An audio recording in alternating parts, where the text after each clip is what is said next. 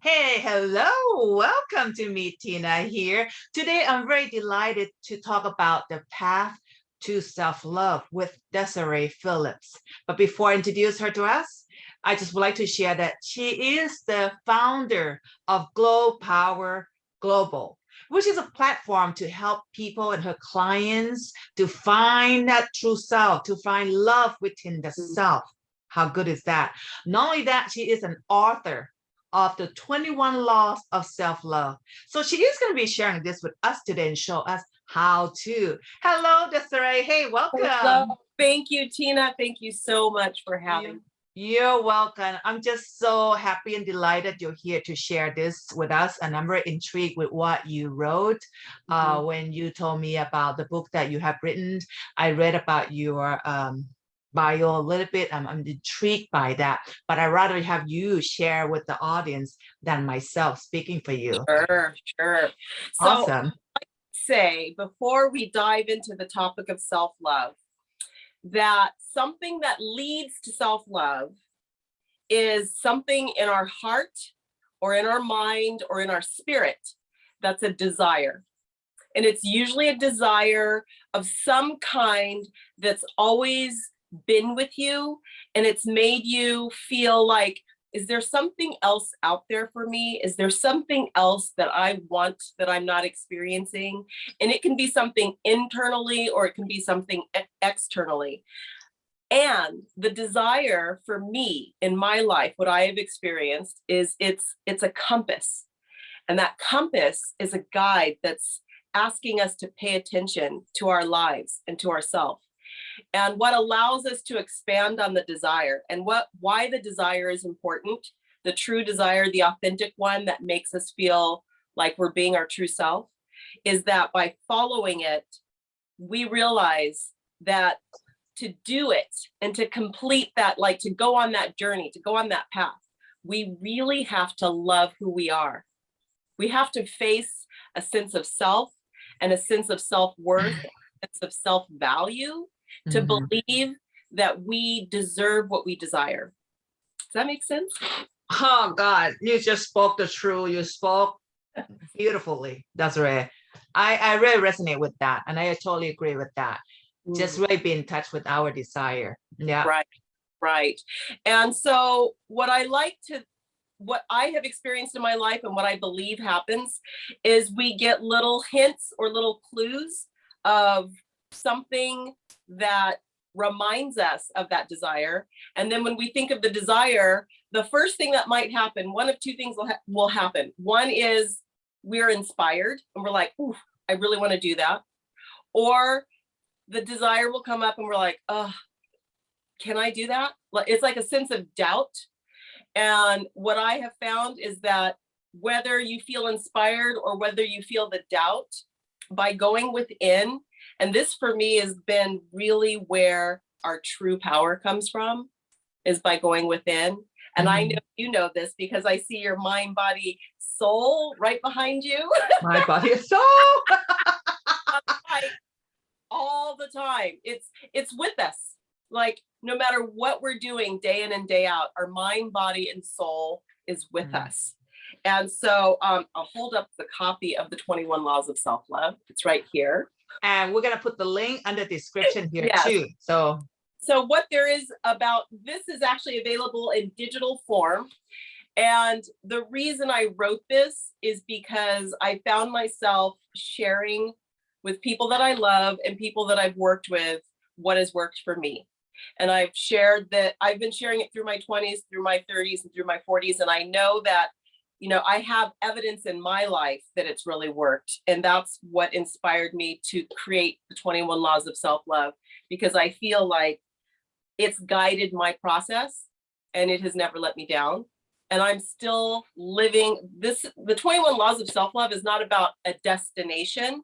You will reach things that are your goals and your desires, but you also realize, and I've learned, that it is always unfolding, right? Yeah. Love is always unfolding. Loving who we really are is an everyday personal experience of self-acceptance and looking into the mirror and being able to say, I like myself, I love myself, or I'm getting to know myself. We're all in a different place with that process. And maybe we aren't even at that place where we're getting to know ourselves, but there's a desire that we want to get to know ourselves. And so I feel that the journey will lead us if we allow ourselves to trust, right? Trust the process. And a part of the process is really allowing yourself to pay attention. One of the things I feel is a daily reminder to pay attention, and it's the first law. Number one, pay attention. Yeah, right. I'm so excited. So when you say pay attention, Desiree, pay attention to what? If you can elaborate that. Yes. So I would like to say pay attention to the things that you know. There's two things that are happening in your life. There are things that give you energy, and there are things that suck your energy. Woo-hoo-hoo, good one. Yeah. I like that. That's easy. All know what makes us feel full, and we all know what drains us. And it can be experiences, it can be habits, it can be friendships or relationships or people or even strangers. Walking into a place that you don't know, it can be an environment. So there are so many things that can either inspire us and bring our energy up, or there are things that can drain our energy and bring us down. And it's only up to us, up to me, to be aware of this compass that takes my energy or gives me energy and make a decision in the moment. And it is a moment-to-moment decision. And so one of the things I believe that really makes a difference to remember this moment-to-moment choice is to, the first law, I'm going to share it with you here. Please. Is bury yourself. What that means when I say that, I mean literally loving yourself as an experience of, can you be your own best friend? We all have a best friend, and we all know what it's like to treat our best friend well. And the question, can we be our own best friend? So when I say marry yourself, I really mean, can you be your own best friend? And what does that look like? What does that include? What does that feel like? In the shall I give myself a diamond ring to marry my? You got one for yourself? I do. So oh my God! I got mom's college ring, but this one right here, I literally have. That is my symbol of self-love. Oh my God, that's a great idea. You just do that ceremony to marry to yourself and really be good to yourself. Oh my God, that's amazing. I was just joking, but you got it. That's crazy. That's funny. I didn't know if it would come up, but it's something that it means a lot to me, because I look at it and it reminds me of my journey. It reminds me of my declaration and my practice. It really is a practice. Wow. This is not about living a perfect life. None of us as human beings are, being perfect is not about that at all. We get to be human. We get to make mistakes. We get to fail. The only way we get to get better is by allowing ourselves room to fail, right? Yeah. So I want to really be clear about that practicing is a natural state that we all live in. And when we're working on our self-love, it's a practice. I'm practicing, if I need more sleep, I'm practicing going to bed a little earlier each night. Right. And when we take those little baby one-step actions or habits, just little. I think this is part of the problem where we all get kind of overwhelmed. It's like, oh my God, self-love. Ah. Right. What does that mean? What do I do? That's a good thing you just said, because a lot of people would say the same thing. How do I do the self-love thing? What does it mean? I thought I love myself, but they don't really know. And I'm glad that you are sharing this, Desiree, because it totally makes sense to me. You got to love yourself, but a lot of people question how to. Right. Right. And I like the fact you talk about using ourselves as a campus. That's beautiful, to feel what makes us feel good and what sucks our energy, because a lot of people allow others to suck their energy and not aware of it. Right. Right. And sometimes they can go to even family's home and get so drained afterward. Right. In Mhm. fact, so this is really good what you're bringing up. So I want to say something about that, and just real quick before I forget, one of the things that makes self-love confusing is we're used to being able to go out and buy something to fix a problem. So, I want to feel better, I buy a dress. But we all know, you go buy something and it feels good for what, a week or a month, or, a few months, maybe not even that. So it's not tangible. You can't buy self-esteem. You can't buy self-value. It's developed from the inside out. Bingo. Oh my God, you got a great, bravo to that, Desiree, because I get so many people goes, well, when I feel down or I feel, lack of energy, I'll just go to the shopping spree and spend $700,000. And then they got into this bad debt. And that's even worse for themselves. Right. And I really totally agree with you. It's not about tangible stuff. It is about within the self. I absolutely love that. Yeah. And I agree with that should be. That's awesome. So let's continue on. See what else you want to share with us. So getting back to energy, and if you go, let's say, to your family's house, let's use that as an example, because a lot of us have the experience of being with loved ones, and there are certain people who can trigger us. Yes. And when we get triggered and it's family, it's not the same as choosing your friends. Your family is your family.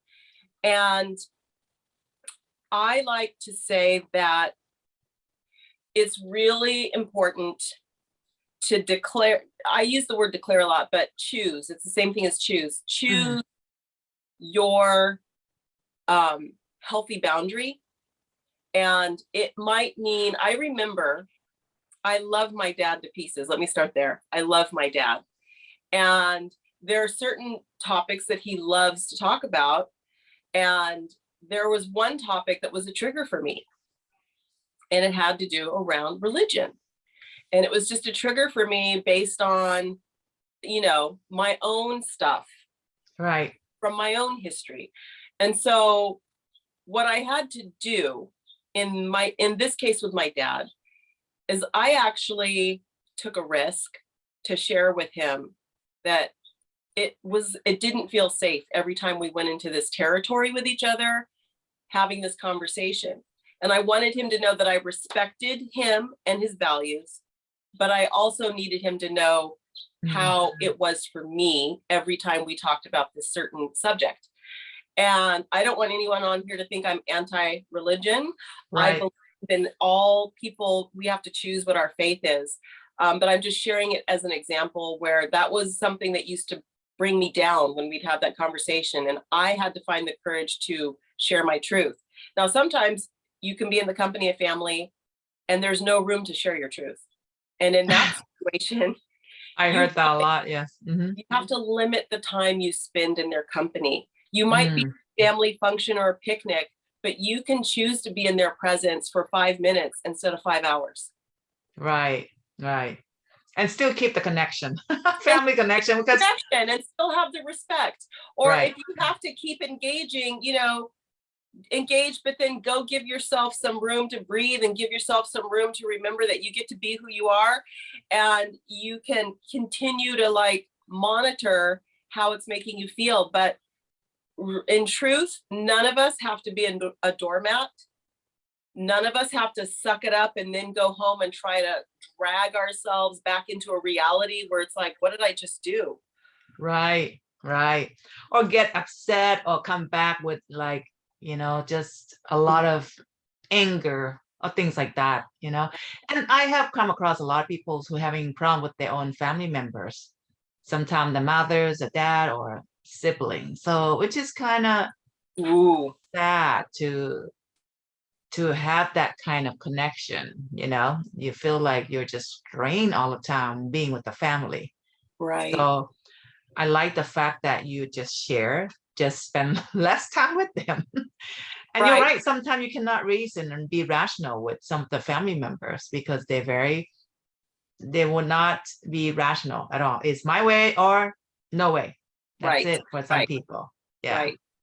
And I would like to say for anyone who is struggling with a parental unit, whether it's mom or dad or their caregiver, that is a very delicate relationship with a delicate balance of its own, because here are people, especially if you live under their roof, that it's like, how far can I go? I live here, I depend on them, right?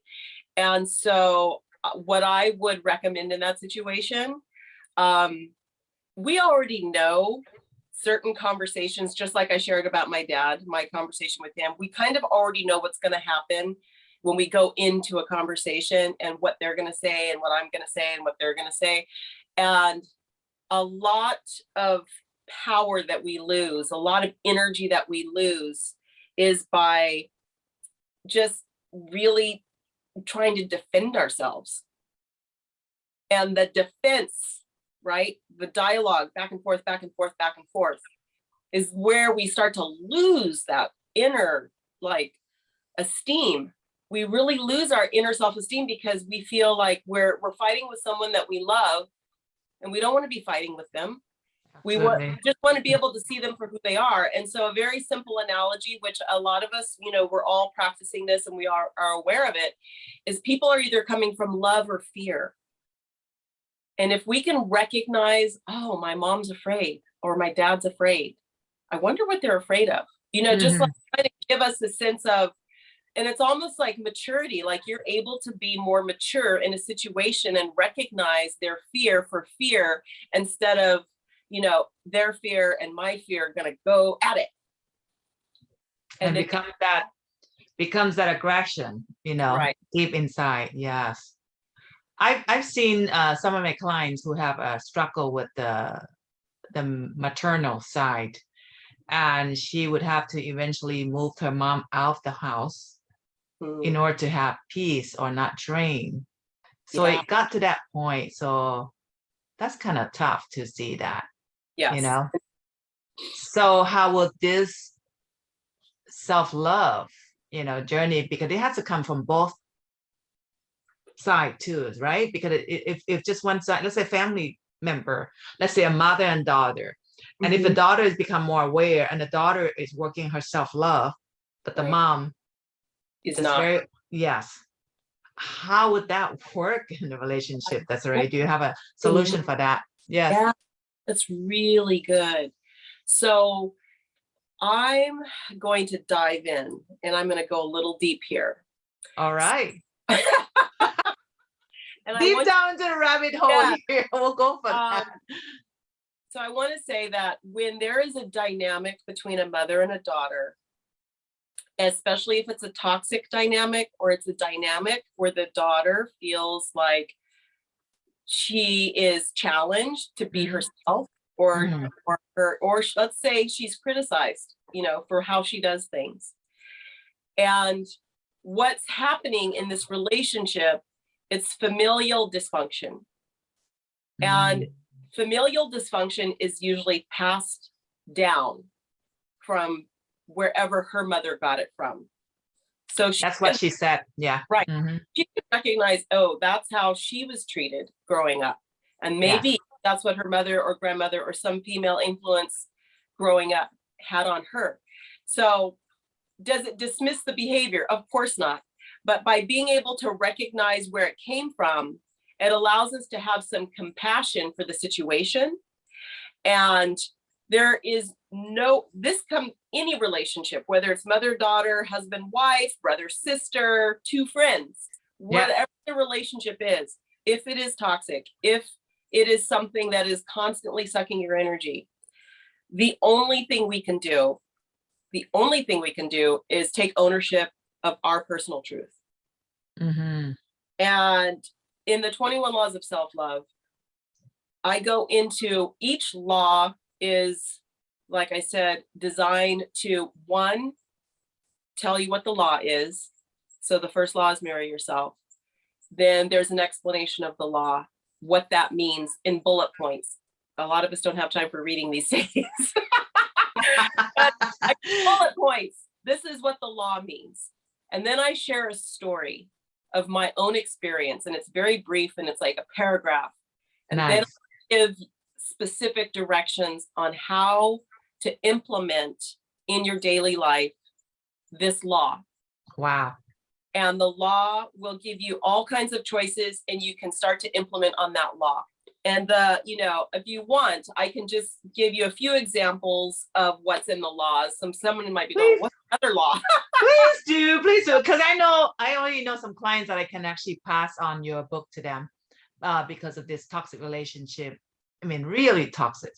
I know her for 6-7 years, and she still struggle with this, like you said, criticize the daughter constantly. And I can see how drained she looks, and I just feel compassion, for her. But it's just like, even though she moved her mom out, it's still there within her, deep inside her, the toxin that she could not get rid of. Right. And I said, it shows on your face. You got to do something. So I think this book will be so beneficial and helpful, not only to my clients that I can refer to, but a lot of listeners who listen on, because it's not just a mother and daughter. It could be a friendship. It could be even a marriage relationship, or children and parents, a lot. Right. So this is great, Desiree. So please do share some of the different laws. A couple of different ones. One is what you focus on grows. So when we give our attention to something that is draining our energy, the energy that doesn't feel good expands. Mm-hmm. Because it's getting our energy. Even though it's something we don't want in our life, we're giving it attention. We're feeding into it. We're recognizing how much it's taking over our life. We start to almost, I don't want to say obsess, but we ride the wave. And we don't make a choice to get off the wave. And so as we focus on it, the wave just grows. Slam to tsunami. Right. It wipes you out. Right. Mm-hmm. So what there is to do in that situation, there's two things. Mm-hmm.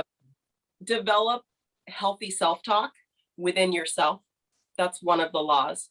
Mm-hmm. Healthy self-talk, actually, it creates a new practice for choosing a different dialogue to have in your brain.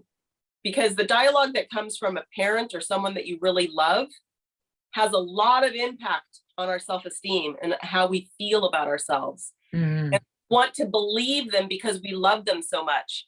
And what we have to do is actually disconnect from that dialogue, from that conversation. And if we've heard it our whole life, or if we've heard it from someone we love and care about, but realize they're not a healthy influence, we need to disconnect from that conversation and start having a conversation in our own heart, in our own mind, in our body and soul that serves us. Mm-hmm. And someone who's watching, they might go, well, how would we do that? Like if I'm 35, I'm 45, I've been hearing this my whole life. How am I going to do battle with that? And the question is, you'll take it on as a practice, or that conversation will continue with you for the rest of your life. And I agree. Mm-hmm. All it takes is one decision to decide you're going to own your truth and work on one thing at a time. I think we also get overwhelmed that we feel like, oh my God, I got to do all of this. No, all you have to do is do one thing. So if it's the healthy self-talk, or if it's, the symbol of self-love, to remind yourself these healthy habits or actions, choose one thing that really resonates for you, that you're like, this feels really good. Like I am reading a book that really fuels me inside and gives me courage to do battle with my inner critic. Mm-hmm. Mm-hmm. Because what we're really doing is we're dismantling a belief system that's not true. The old patterns. Right. Right. Yes. And we all have them. Anyone who grew up, we all have a pattern. I agree. It just, we're fortunate that we have this awareness, to be able to work it out, to realize it, like yourself, that you have gone through that patterns and you realize it, you work through it, and then you wrote this book to help others. Bravo. Thank So continue to wake up more peoples and help other people. Desiree, this is beautiful. I already love what you just shared with us already. That's amazing. This will help a lot of people, guys. Her book, 21 Laws of Self-Love. She only share a few. And it's like, wow, I can tell already this is going to be so powerful for you. I have been on myself, my self journey, on my journey with the self-love as well, and done exactly what you have shared. So I totally think that it works. Simple as that, and it just opened up our life so much, So it's just amazing, Desiree. Is there anything else, any advice that you would like to share with the audience? So what I want to say about the 21 laws is that it's designed to be a self-love coach. So I know a lot of people cannot afford a coach, and this is especially good for people who might be in that situation, because it is a coaching tool, and it's made very simple, and it's made, and like I said, I give examples of each law, how it's worked in my life. And I want people to understand that it's beyond a book. It's really, meant to be your best friend who's on your side. And it is so happy to serve you if you're open to being served. Is it on Amazon.com? It is not. It is on my website. And so that's at glowpowerglobal.com. Okay. Or if you're on Instagram, my handle there is glow_power. And if you click on glowpowerglobal.com on Instagram, it'll take you right to the page. And it's my life's work. It really is.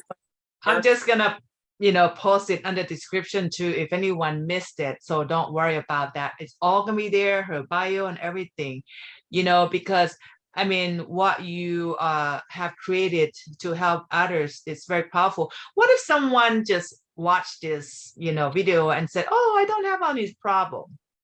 They can still pick up the book and see what else they can do to improve themselves even more, because there's no such a thing that you don't have any problems. Especially a lot of young people may deny that, right? Because they're still so young. And this would be a great tool to guide you as you are moving along into your life. As we get older, the bigger problem will come in. I mean, once you hit 40 and 50, that's when you're going to see a lot of stuff just hitting on at like rock bottom. I mean, everyone at least once in a lifetime will hit rock bottom. Oh, that is so true. No one's going to miss that. No one can go through without that. You're going to get that big tsunami in your life, or big earthquake in your life. Every single one. Someone told me that long time ago, and I didn't understand that. I was in my early 30s, and one of my older sister friends said, "Tina, remember what I said to you. Once in your life, in everyone's life, you're gonna hit that tsunami or giant earthquake in your life." And I'm like, wow, that is really well said. And I agree with that statement, because a part of being human is realizing that we, although we will feel weak or we will feel fragile, it is that same experience at rock bottom that gives us perspective and appreciation for what we to come out of it. And here's what I want people to know when they hit rock bottom. So that they remember that it's meant for them to not only heal, because we all go there. And it's also a part of their gift. To recognize that. Gift will be coming through, that is what they will have to offer. So for anyone who says, I've done that, or I've handled that, then what's next for you is leadership, right? Yep, I agree. It's amazing. It's amazing. Wow, that's right. This is such an amazing talk. I have to say that, because it's full of wisdom, and even you just share a few of your laws after 21 is already powerful. And I can already see that I like the fact that you mentioned about self-love is not about tangible stuff, because a lot of people mistaken that in go and shopping, go and buy stuff and get themselves even in more trouble with financial situation, but they have to realize that self-love is about within. Yeah. And I just absolutely love what you just clarified. Absolutely beautiful. Whew. Thank you so much, Desiree. Thank you. Thank you. Hey, guys, you know what? Don't forget to pick up her books. It's very powerful. I'm definitely going to pass it on to some of my clients already. I already knew some people that your book can help them. And you're right about that, because by reading this book to help them out, I mean, it's affordable, definitely. And a lot of coaching out there can be not affordable for some people. So this would be a great way to really help them out, and they do in their own time. Yes. Right. And thank you for bringing that up, because I do want to say the 21 laws are meant to be used in the way that serves you. So when you receive the 21 laws, some people like to be chronological, and they're like, nope, chapter 1, chapter 2, or law 1, law 2, law 3. And what I want people to know is there's a list of the laws towards the end of the 21 laws, and you can decide how you want to go through this process. And you might spend 1 day, 1 week, 1 month, or 6 months on one law practicing before you move on to the next one. Some people will read the whole thing and then decide what they want to work on. So it's really meant to be open architecture, and for people I encourage you to follow your desire and to your compass, your inner compass that's saying, ooh, this law really feels like this is where I need to spend my time. And the last thing I want to say is choose one thing to focus on. Beautiful. We just talk about that. Focus on one thing that you're comfortable with or resonate with you. Yes. So true. And I like the fact that they can create their own style, create their own comfort. I love that. Oh, thank you. One question, Desiree. What is the price for the book, just in case some people may ask? It is $111.11. Worth it. I love the 1111. That's new beginning. That's new beginning. Yes. But that's a lot of time to write that book. That's your whole life experience. That's the wisdom. So it's all worth it. Even if it's a lot more than that, it's still quite worth it, to create that journey of self-love, because a lot of people get confused of how to go about doing that, to bring back that power, to feel loving themselves, to feel not drained, to feel being joyful and happy in every moment, and I really feel that your book can be very, very, very powerful for a lot of people. Thank you. Thank you so much. Pleasure. Thank you for sharing your wisdom here and your book, Desiree. And guys, if you enjoy this video, or if you know someone who could be benefit from this talk and Desiree's help in her book, please share this video with your friends on your social media. You can also subscribe, click like on this video if you enjoy it. Until then, guys, thank you so much for being here. Hey, lots of love and love back to you, Desiree. Thank you. Bye, guys. And thank you.